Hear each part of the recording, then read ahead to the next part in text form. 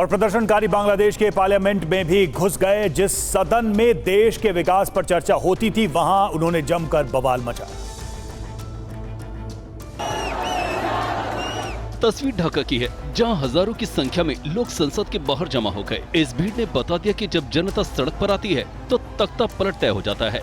लेकिन इन तस्वीरों के साथ कुछ ऐसी तस्वीरें भी सामने आई जिसने बांग्लादेश के लोकतंत्र को कलंकित करने का काम किया। सैकड़ों की भीड़ में प्रदर्शनकारियों ने असेंबली में भी धावा बोल दिया। जहां सत्र के दौरान नेता बैठकर देश की नीतियां बनाते थे, वहां अराजकता का माहौल था। बम दागे जा रहे थे, जोरदार हंगामा था। संसद के अंदर हर तरफ धुएं का गुबार देखा गया। बांग्लादेश के संसद में दाखिल हुई भीड़ ने खूब हंगामा किया। इस वीडियो में प्रदर्शनकारियों को संसद भवन की टेबल पर चढ़कर हंगामा करते और कुर्सियों को फेंकते देखा जा सकता है। संसद में दाखिल हुए प्रदर्शनकारी सेल्फी लेते नजर आए। प्रदर्शनकारी यहाँ घंटों जमे रहे। इस हंगामे के बीच एक प्रदर्शनकारी को संसद से 55 लाख रुपए भी मिले, जिसे युवक ने सेना के हवाले कर दिया। और बांग्लादेश में हिंसा के चलते दिल्ली में भी अलर्ट जारी है। बांग्लादेश उच्चायोग की सुरक्षा बढ़ा दी गई है। देखिए ये रिपोर्ट। बांग्लादेश में भड़की हिंसा और प्रधानमंत्री शेख हसीना के देश छोड़ने के बाद नई दिल्ली के चाणक्यपुर स्थित बांग्लादेश उच्चायोग की सुरक्षा बढ़ा दी गई है। दिल्ली पुलिस के आला अधिकारियों ने सुरक्षा व्यवस्था की जांच करने के लिए उच्चायोग का दौरा भी किया। ये देखिए सामने आपको दिखा देगा, बांग्लादेश का हाई कमीशन है। यहाँ सुरक्षा व्यवस्था बढ़ा दी गई है। और वीरेंद्र जरा नजर भी दौड़ाएंगे, आप देखेंगे यहाँ पर सुरक्षा बलों को तैनात किया गया। क्योंकि जिस तरीके से बांग्लादेश में गुस्सा है शेख हसीना उनकी जो पार्टी है अवामी लीग के खिलाफ, और ये भी कहा गया कि जहाँ जहाँ उनको मदद मिल सकती है वहाँ पर इस तरह की घटना भी घट सकती है। उपद्रवियों ने बांग्लादेश के महानायक शेख मुजीबुर रहमान की निशानियों को भी नहीं बख्शा। उन्मादी भीड़ ने उनकी मूर्तियों को तोड़ दिया। बांग्लादेश में तख्ता पलट के बाद एक ऐसी तस्वीर भी सामने आई जिसने पूरे देश को शर्मसार कर दिया। भीड़ ने शेख मुजीबुर रहमान की मूर्तियों को निशाना बनाया। पूरे देश में बांग्लादेश के राष्ट्रपिता और बांग्लादेश की आजादी के महानायक के वजूद को मिटाने की कोशिश नजर आई। कहीं बंग बंधु की मूर्तियों पर हथौड़ा चलाया गया, कहीं उनकी निशानी को बुलडोजर से मिटाने की कोशिश की गई।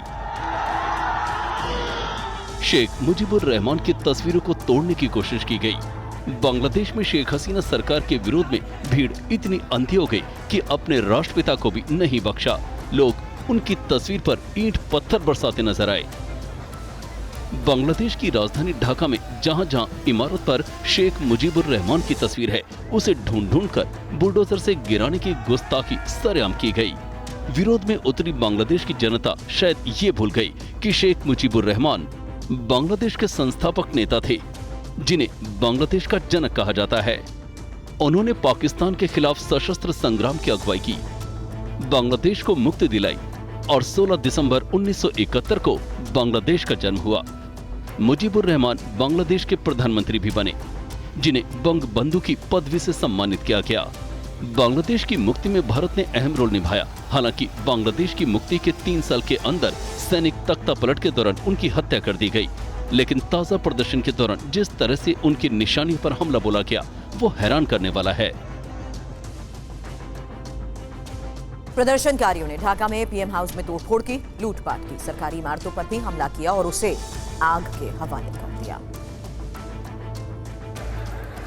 बांग्लादेश की राजधानी में जगह जगह आगजनी होती रही। आसमान धुएं से काला होता रहा। हर तरफ तोड़फोड़ और तबाही मचती रही। प्रदर्शनकारियों ने दिन भर सड़कों पर उतरकर उत्पात मचाया। अवामी लीग के दफ्तरों पर हमले होते रहे। इस तस्वीर में प्रदर्शनकारियों ने अवामी लीग के सेंट्रल ऑफिस को आग के हवाले कर दिया। ढाका की सड़कों पर जगह जगह आगजनी की गई। दुकानों और दफ्तरों के सामने लोगों का हुजूम नजर आया। लोग हर हरकत पर एक दूसरे का हौसला बढ़ाते नजर आए। धानमंडी में गुस्साई भीड़ ने बंगबंधु मेमोरियल म्यूजियम को भी आग के हवाले कर दिया। म्यूजियम से निकला धुआं पूरे आसमान में छा गया और मानो आसमान में अंधेरा छा गया। तस्वीरें पीएम हाउस की हैं, जहां सरकारी गाड़ियों को खाक कर दिया गया। सरकारी इमारतों में आग लगाई गई, जहां रखी चीजें जलकर खाक होती रही। इस बीच सड़कों पर लोग पीएम आवास से लूटे गए सामान ले जाते नजर आए। बांग्लादेश में तख्ता पलट के बाद जगह जगह लोग इकट्ठा हुए और मिठाइयां बांटते भी नजर आए।